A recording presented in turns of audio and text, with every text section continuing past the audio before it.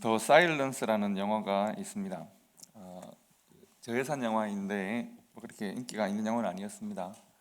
제가 봤습니다. 네, 더 사일런스라는 영화는 그 미국 애플리치안 산맥에 그 미지의 동굴을 탐사하는 동굴 탐사대가 동굴을 탐사하고 그곳에 있는 아주 작은 생명체들을 이제 연구하는 일을 합니다. 그래서 어느 한 깊은 동굴에 들어가서 탐사를 하는 중에 깊은 동굴에 들어가면 소리도 없고 빛도 없습니다. 그곳에서 동굴을 탐사하다가 그곳에 살고 있는 아주 그 생명체 하나를 만납니다. 플래시라이트를 비추는데 박쥐처럼 생긴, 그러나 박쥐보다 큰 처음 보는 그 생명체를 만나고 핫하고 비명을 지르는 순간 그 이 박쥐의 변형처럼 보이는 이 동물은 절대적인 어둠 속에서만 살기 때문에 소리에만 반응을 합니다. 그래서 소리에 공격적인 성향을 보여서 빛이 아닌 소리에 반응하는 위험한 생명체가 사람을 탐사대로 공격해서 세상에는 드러난 적이 없었던 이 동굴 속에서만 깊은 동굴에 사는 생명체가 탐사대원들을 다 죽이고 탐사대원들이 만드는 길을 따라서 세상으로 나오게 된다는 이야기입니다. 그래서 이제 그 가까운 마을들이 초토화되고 점점 도시로 생명체들이 갑니다. 소리가 발생하는 곳에 가서 그곳을 초토화시킵니다. 정체를 알 수 없는 그 생명체가 습격하고, 그리고 주인공의 가족도, 뉴욕에 살던 가족도 이제 대도시에 워낙 소리가 많으니까 이제 피해서 고향으로 돌아가는 그 여정이 이 영화의 여정입니다. 영화의 스토리입니다. 이 영화에 보면 안타깝게도 사람들은 자신이 내는 소리를 참지 못합니다. 소리를 내면 어디선가 그 생명체가 소리에 반응해서 찾아오고 공격한다는 것을 사람들이 이제 다 알게 되었습니다. 그런데도 습관처럼 소리를 만들고, 특별히 두려움, 염려, 공포는 우리도 모르는 사이에 더 큰 위험으로 빠져드는 소리를 만들어내는 것이죠. 영화에 보면 안타까운 장면들이 많습니다. 영화니까요. 전식으로 기침을 참지 못하는 할머니, 그래서 계속 이 할머니 때문에 위험에 빠집니다. 혹은 두려운 일이 보면, 무서운 일을 보면 어른들은 이를 악물 울음을 참지만 아이들은 울음을 터뜨리게 되죠. 아이들이 울음을 터뜨리는 것을 막을 수가 없습니다. 특별히 어린 아기들이 그야말로 존재의 가치를 울음으로 표현하는 어린 아기들의 울음도 막을 수가 없습니다. 가족의 죽음을 눈앞에 보면서 절망을 참지 못해서 최후에 터뜨리는 울음 때문에 또 다른 위험에 빠지기도 합니다. 심지어는 이상한 것을 보니까 큰 지지되는 애완견까지도 위험에 빠뜨리는 요소가 됩니다. 우리 생활 주변에 어떤 소리도 자유롭지가 못합니다. 침묵, 사일런스. 사람들은 전부 다 이만한 종이에 사일런스라는 것을 쓰고 서로 좀 이 위기가 넘어갈 때까지 조용히 합시다, 서로 이야기합니다. 결국 이 영화가 제가 재밌다고 생각하는 것은 코로나 바이러스가 어택하기 전에 제가 영화를 본 것인데, 전혀 새로운 종류의 재난을 경험하면서 침묵이라고 하는 아주 단순한 원칙을 서로 지킬 수 있는가, 첫째는. 그리고 그 원칙을 지키면서 공동의 지혜와 대책을 마련해 갈 수 있는가라고 하는 질문을 던집니다.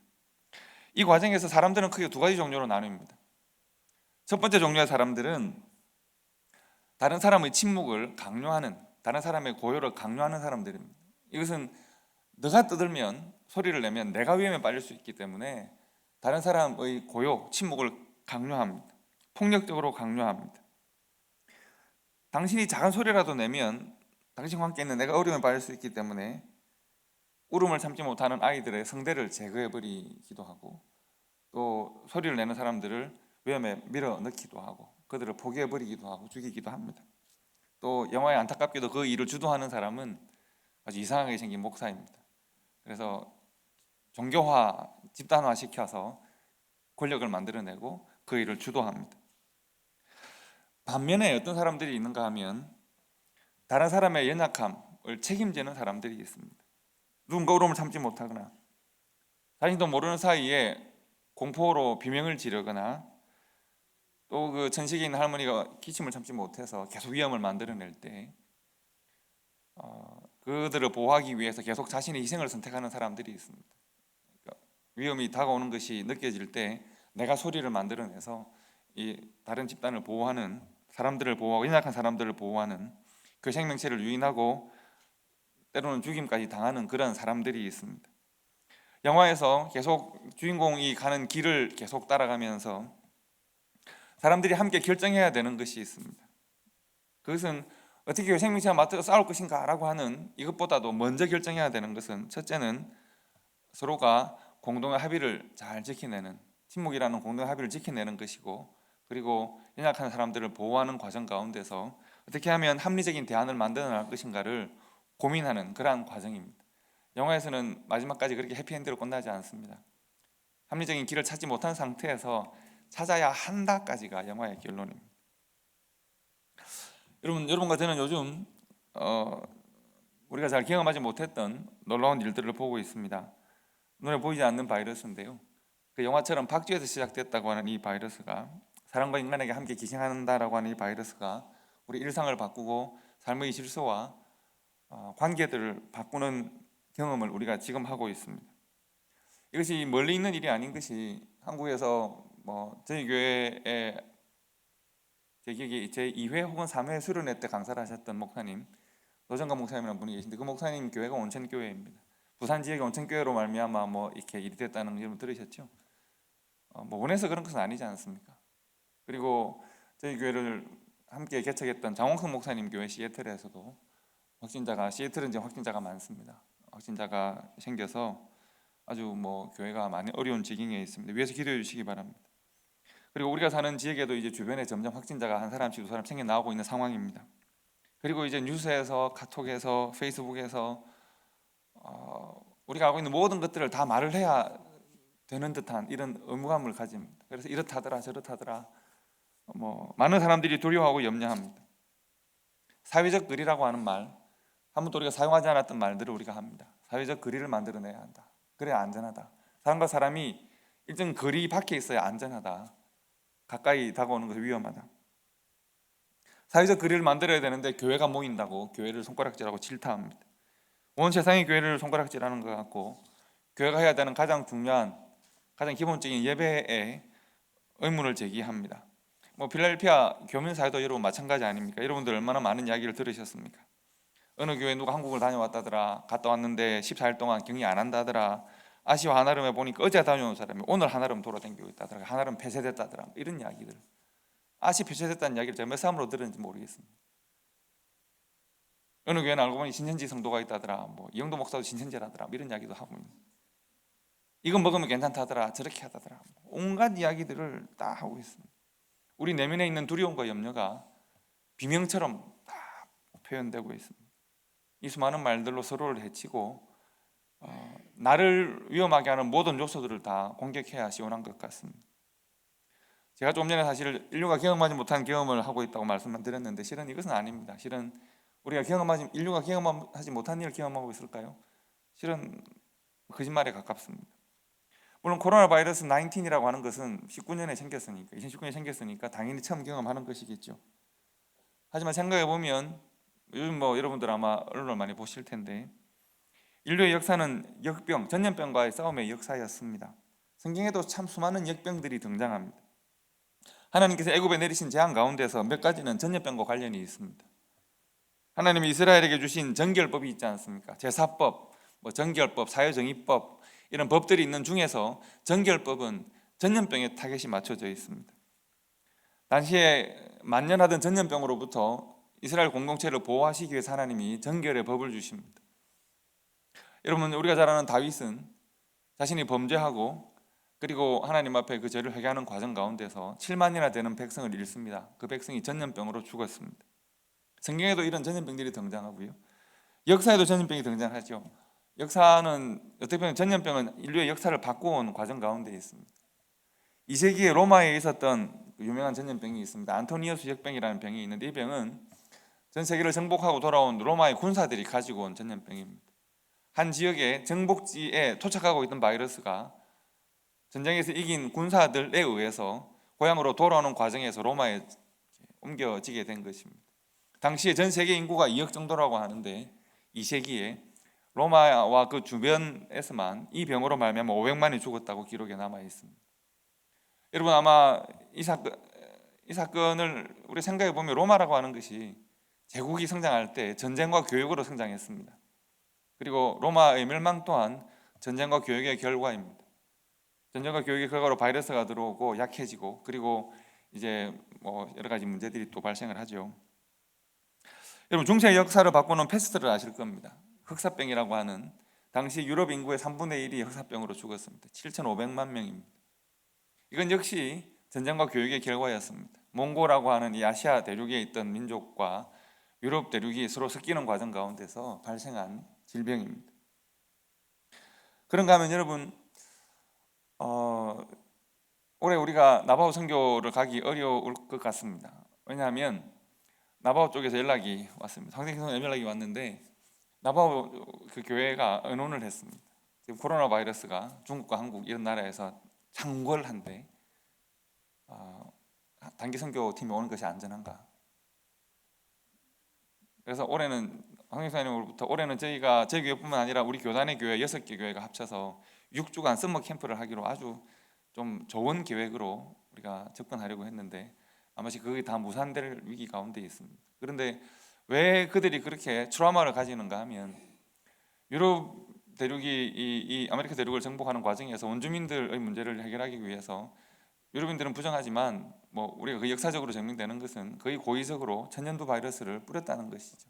그래서 원주민들의 거의 90% 이상이 95%가 죽었다는 겁니다. 그들의 조상이 바이러스로 말미암아, 당시 천연두가 유럽에서는 토착되어져서 이미 유럽인들은 크게 해치지 않았지만 새로운 바이러스를 경험하는 이 토착민들은, 이 원주민들은 바이러스로 말미암아 90% 이상이 죽어갔으니까요. 그래서 그들이 지금 두려움을 가진다는 거예요. 새로운 바이러스에 대해서 아시아 대륙으로부터 미 대륙으로 넘어오는 이 바이러스에 대한 두려움이 크다는 거예요. 그래서 올해에 이 바이러스가 어떻게 잠잠해질 때까지 단기 선교를 조금 자제하셨으면, 우리 이런 권고를 받게 되는 것입니다. 오늘 우리가 경험하고 있는 이 바이러스는 사스, 메르스, 그리고 지금은 코로나 19이라는 이름으로 불리고 있습니다. 하지만 여러분 잘 생각해 보시면 우리가 지금 이 경험하고 있는 전염병은 이전의 전염병과는 확연하게 다릅니다. 현대 과학이 예전에는 그저 손 쓰지 못하고 죽어갔지만 지금은 발견할 수 있고 분석할 수 있고 치료의 방법을 찾고 있지 않습니까? 검사의 방법을 얼마나 획기적으로 한국 사람들이 찾았습니까? 이 세상에는 인류가 발견하고 아는 것보다 물론 알지 못하는 것이 더 많은 것이 사실입니다만, 그리고 바이러스 또한 우리가 모르는 영역에 속하는 것이기도 하지만, 다만 인류는 그동안 축적된 지혜와 지식을 통해서 보다 나은 길을 찾아가고 있습니다. 예전에 인류가 그랬던 것처럼 지금도 바이러스와 계속 싸우고 있고, 하나님이 주시는 지혜는 이것을 충분히 넘어설 수 있도록 합니다. 하나님이 허락하신 세상 가운데 사람과 동물이 공존하며 살고 있고, 국가와 국가와 민족과 민족이, 문화와 문화가 서로 섞이며 공존하며 사는 과정 가운데서 새로운 얼굴의 바이러스가 출현하고 사람들은 그로 말미암아 또 질병을 앓고 하지만, 문제는 이것이 생겼기 때문에 우리가 무조건 패배하는 것이 아니지 않습니까? 인류가 이 문제를 어떻게 대응하고 어떻게 이겨나갈 것인가 하는 것이 과제입니다.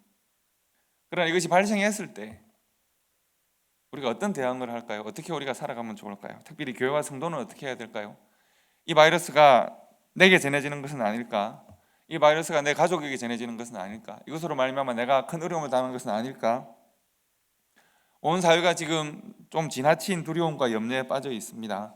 그리고 내게서 안전한 거리를 확보해 달라고 서로에게 손가락질하는 것 같습니다.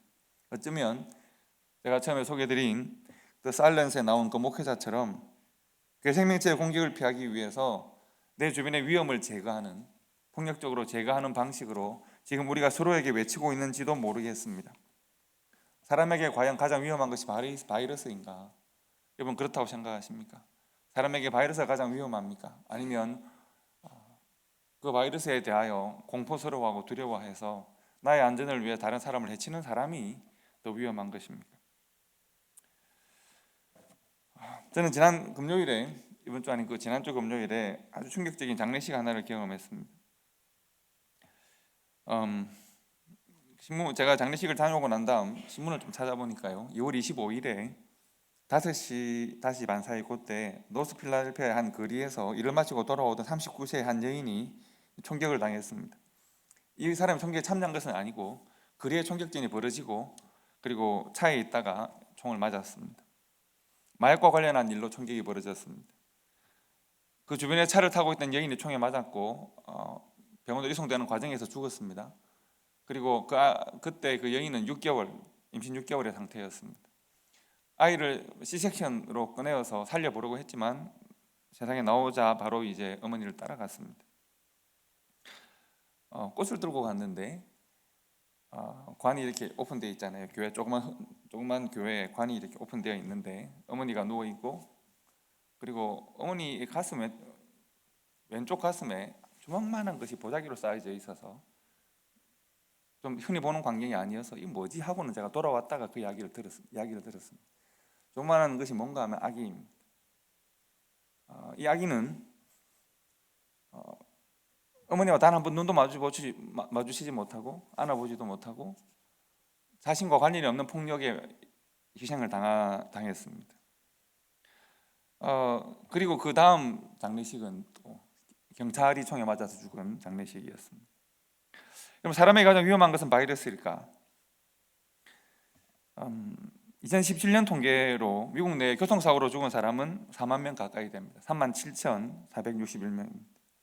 그런데 그 중에서 개인의 부주의, 즉 음주운전으로 사망한 사람은 1,497명입니다. 이것이 2017년 통계입니다. 2018년 10월 통계로 미국 한 해의 살인 사건은 16,214건입니다. 더 놀라운 것은 미국 질병통제센터 CDC 발표에 의하면 2016년에 마약인 헤로인으로 사망하는 수가 12,989명, 헤로인만. 총기 살인으로 사망하는, 그러니까 살인 중에도 살인 가운데 총기가 있지 않습니까? 총기 살인 사건보다도 헤로인 사망 숫자가 더 많습니다.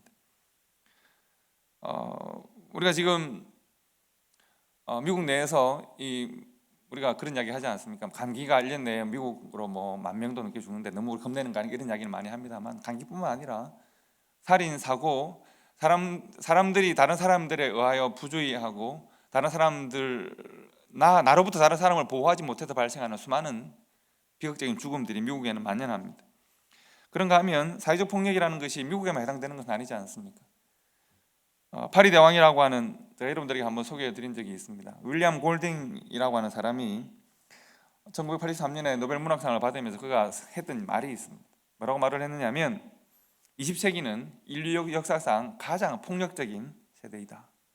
왜냐하면 1차 대전, 2차 대전이 있었고 여러 전쟁에서 목숨을 잃은 사람이 최소한 1억에서 2억 가까이 되는 거죠. 1억 8천이 되는 거죠. 사람이 사람으로 말미암아 폭력으로, 전쟁으로 죽고 죽인 사람이 그 정도 1억, 2억 사이가 된다는 겁니다. 윌리엄 골딩이 그렇게 말했습니다. 그러나 윌리엄 골딩이 몰랐던 것이 있습니다. 그가 20세기 사람이기 때문에 21세기의 폭력성을 몰랐습니다. 21세기는 더 폭력적인 시대입니다. 인류 역사상 가장 폭력적인 시대는 21세기입니다.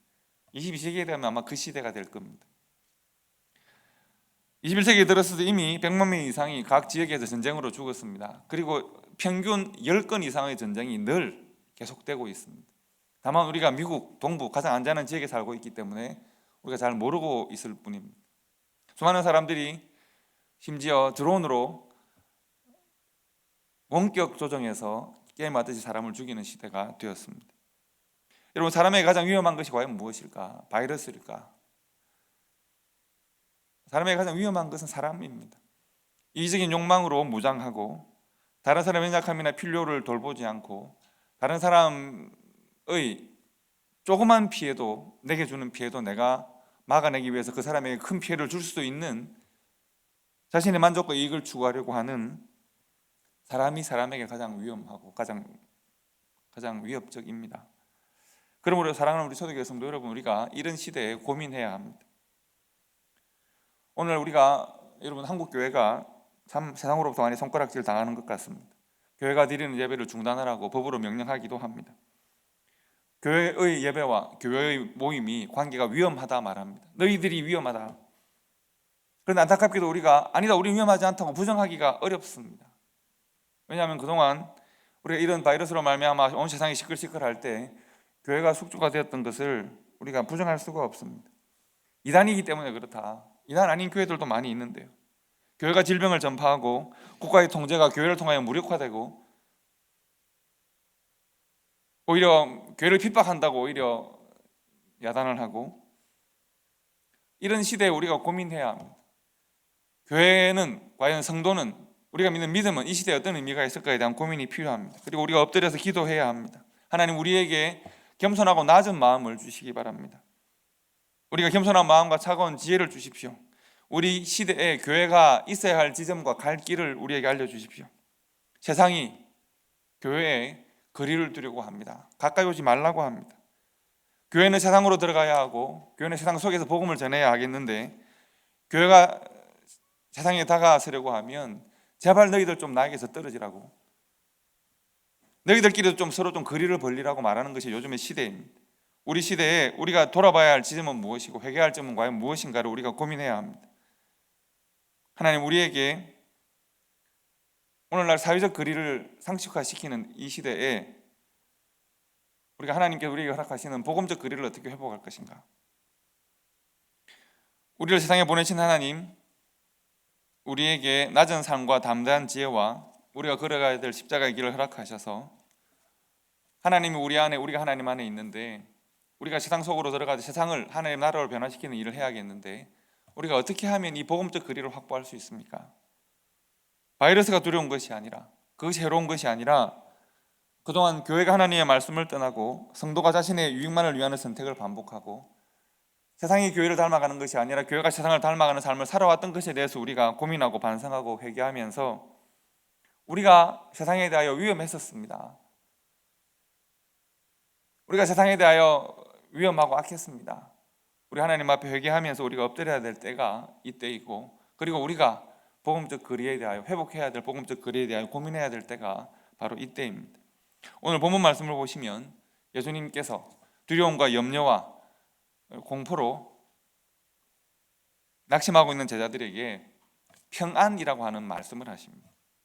이 예수님 말씀하시는 평안이라고 하는 것은, 내가 너희들에게 평안을 준다라고 하는 이 평안은 제자들에게는 지금 도저히 받아들이지 않는 말입니다. 지금 제자들은 공포 가운데 있습니다. 아무리 생각하고 생각해봐도 내가 예수를 잘못 선택한 건지도 몰라. 나의 선택은 아마 틀렸는지도 몰라. 내가 믿고 따르던 스승이 죽는다고 하니까, 십자가를 진다고 하니까 도망가 최후의 도망가서 내가 당해야 되는 게 십자가인데 스스로 십자가로 걸어간다고 하니까 이해되지 않고, 그리고 두렵고 떨리는 중에 있습니다. 불안합니다. 수많은 생각들이 마음에 계속 끌어오르고 수많은 말들이 내 입과 귀에 계속 맴도는 것 같습니다. 예수님, 우리를 사랑한다고 하면서 왜 우리를 떠나십니까? 왕이라고 하면서 왜 십자가를 지십니까? 하나님이라고 하면서 왜 죽임 당하십니까? 제자들은 이 생각을 버릴 수가 없습니다. 그리고 이제는 예수님이 정말 그 길을 걸어가신다고 하니까 두려움과 불안함과 공포와 염려와 나는 앞으로 어떻게 할 것인가에 대한 여러 가지 생각들을 계속, 마음이 복잡하고 어렵습니다. 예수님께서 그동안 아무리 하나님 나라와 십자가의 길을 가르쳐도 제자들의 마음과 생각이 바뀌지 않았다는 것을 보여줍니다. 그런 제자들에게 예수님께서 지금 평안에 대하여 말씀하십니다. 이 평안은 하나님과의 사귐의 결과로서의 평안이고, 하나님의 하늘의 평안이 이 땅에 내려온 것의 그 평안이고, 그리고 예배의 결과로서의 평안입니다. 이 평안은 하나님을 사랑하고 그 말씀대로 살아가는 사람들에게 허락된 평안입니다. 하나님을 예배하는 사람, 자신의 삶을 예배처럼 살아가는 사람, 그 사람에게 평안을 주신다는 말씀하십니다. 예수님께서 요한복음 14장 18절부터 21절까지 해서 먼저 주시는 말씀을 우리가 한번 보도록 합시다. 우리 함께 읽으실까요? 영어로 나와 있으니까 우리 한글로 다 같이 읽어보도록 합시다. 요한복음 14장 18절부터 21절까지 말씀을 먼저 읽겠습니다.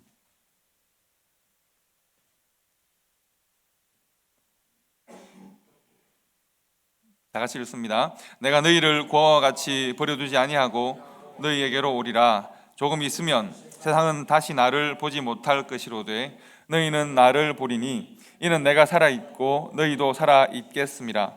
그날에는 내가 아버지 안에 너희가 내 안에 내가 너희 안에 있는 것을 너희가 알리라.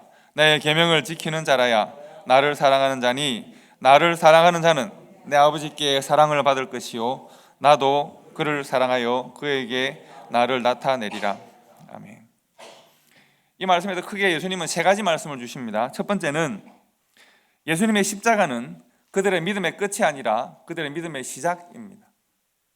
십자가는 예수님이 선택하신 그 길은 그들의 믿음의 시작입니다. 제자들은 버림당하는 것이 아니라 오히려 그들 안으로 내주하시는 그리스도의 영을 경험하게 될 것입니다.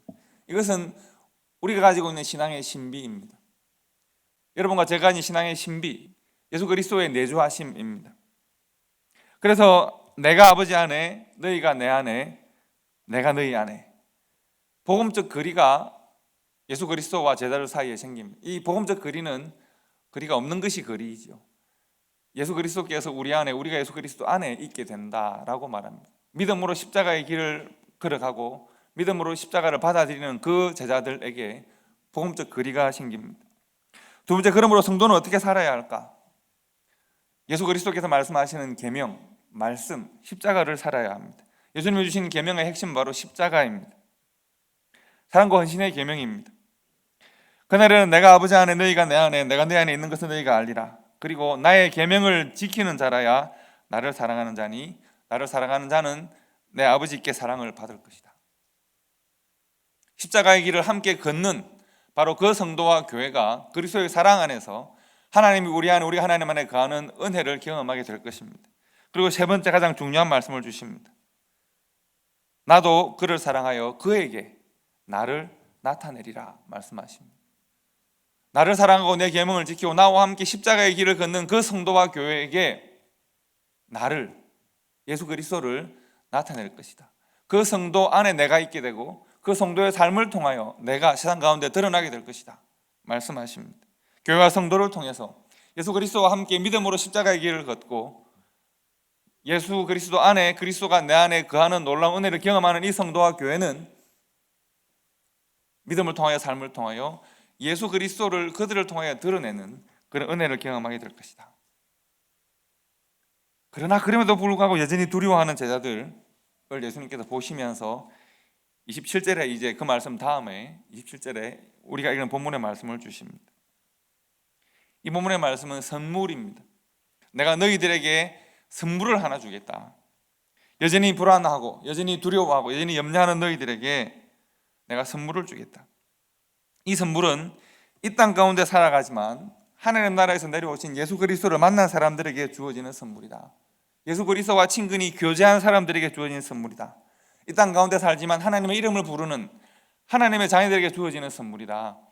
이 땅 가운데 살지만 하나님과 친근히 사귄 사람들에게 허락된 선물이다. 즉 하나님과 친근히 사귄 예배하는 사람들에게 주시는 선물입니다. 예수님만 주실 수 있는 선물입니다. 그리고 이 선물은 세상은 이해할 수 없다고 했습니다. 이 선물은 영생의 선물이면서 이 땅 가운데 살아갈 때, 영생을 얻은 성도가 이 땅 가운데 살아갈 때 영생을 지키고 영생으로 살아가는 삶을 사는 데 필요한 가장 좋은 선물입니다. 우리의 마음과 생각을 무장해야 될 선물입니다. 두려움과 염려에 흔들리는 제자들과 오늘 두려워하고 염려하는 여러분과 제게 주시는 하늘로부터 내려온 선물입니다. 이 선물의 이름이 바로 평안입니다. 오늘 본문의 말씀을 보시면 평안을 너희에게 끼치노니 곧 나의 평안을 너희에게 주노라. 내가 너희에게 주는 것은 세상에 주는 것과 같지 아니하리니 너희는 마음에 근심하지도 말고 두려워하지도 말라 말씀하십니다. 하나님은 예배자의 마음에 삶에 평안을 허락하십니다. 오해하지 마시기 바랍니다. 안전과 평안은 다른 개념입니다. 우리가 아무리 안전해도, 아무리 내가 안전하기 위해서 총과 칼과 모든 것을 다 구비해도 우리는 평안하지 않을 수 있습니다. 핵무기를 가져도 평안하지 않을 수 있습니다. 그러나 사막 가운데 혼자 있고 사망의 엄침한 골짜기를 다녀도 내가 하나님 앞에 평안을 누릴 수 있습니다. 우리가 이 땅을 살아가는 하늘의 사람이기 때문에 그렇습니다. 그렇기 때문에 세상은 알 수 없고 세상은 경험할 수 없고 세상이 가질 수 없는 하늘에서 내려온 참된 평안을 누린다고 했습니다. 그 평안을 가지고 예수님은 십자가로 올라가셨습니다. 십자가 위에 오르신 예수님은 평안했을까? 평안했습니다. 그 평안은 예수님의 십자가에 심겼고 손과 발에서 손과 발에 박힌 못에서 자라났고 물에 쓰신 가시 면류관에서 꽃으로 피어난 그 평안입니다. 그 평안은 여러분과 저의 삶에서, 성도의 삶에서, 교회의 삶에서 열매로 나타나야 합니다. 그 평안은 이기심과 욕망이 상식이 되는 시대에 오직 허락하신 말씀으로 살기를 원하고, 그래서 십자가의 길을 함께 걷기를 원하는 성도와 교회에게 주어지는 평안입니다. 안전이 아니라 평안입니다. 예수님께서 십자가 위에 올라가실 때 그 평안으로 올라가셨고, 제자들이 전 세계로 흩어지면서 고난과 핍박 가운데서도 그 평안을 지켰기 때문에 때로는 순교의 제물로, 때로는 복음을 전하는 도구로 사용되어질 수 있었습니다. 그 평안의 선물이 이 혼란한 시대를 살아가는 여러분과 제게, 우리의 성도들의 마음과 삶에 자리 잡기를 바랍니다. 그 평안이 있어야 합니다. 두려움과 염려의 온갖 소리가 난무하고, 나의 안전을 지키기 위해서 내게 거리를 만들라고, 나는 왜 이것이 되지 않느냐고, 누가 이랬다더라 하고 저랬다더라 하고 수많은 말들로 두려움을 표현하고 우리의 염려를 표현하는 이 시대에 천국의 평안이 우리의 마음에 마르지 않는 생수와 같이 있어서 그 평안을 우리가 이웃들에게 전가하는 것이 오늘 우리의 시대의 교회가 해야 할, 성도가 해야 할 가장 중요한 사명입니다. 평안이 사라지고 불안함과 두려움과 염려가 난무하는 시대에 하늘로부터 내려온 평안으로 이웃들을 우리가 하나님의 평안으로 전하는 그런 성도와 교회가 되어야 하지 않겠습니까? 우리 이 시대에 우리 교회와 성도가 나아가야 될 길은 어디에 있고 감당해야 될 사명은 어디에 있습니까? 우리가 우리의 삶의 지점에서, 여전히 우리가 이웃들과 만나는 삶의 지점에서 천국의 평안을 전가하는 자로 살아가게 될 때, 두려움과 염려가 아닌 평안과 은혜를 전가하는 자로 살아갈 때 가장 기본적인 우리의 사명을 감당할 수 있다고 말할 수 있겠습니다. 우리 한 주간도 여러분 평안히 지내시기를 바라고, 또 안전히 지내시기를 바라고, 여러분의 심령과 삶의 평강이 이웃들에게 마르지 않는 생수로 전거되어지는 은혜가 함께하기를 주님의 이름으로 축복합니다. 기도하겠습니다.